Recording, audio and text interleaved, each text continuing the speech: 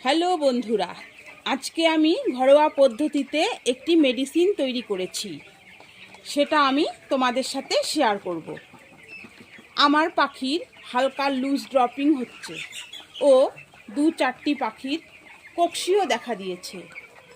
আমরা পাখির হালকা সমস্যার জন্য নানা রকম অ্যান্টিবায়োটিক চালিয়ে থাকি, তাতে পাখির বডি ওয়েট অনেকটা ঘাটতি হয়ে যায়।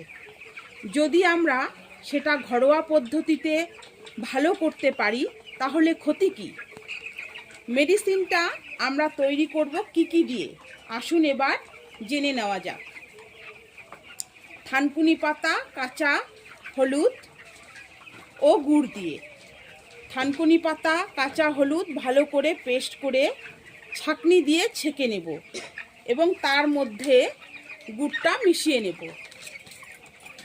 1000 পাখিতে 300 গ্রাম গুড় ও 150 গ্রাম কাঁচা হলুদ, থানকুনি পাতা 300 থেকে 350 গ্রাম দিয়ে এটি চালাবো 2 ঘন্টার জলে 3 দিন।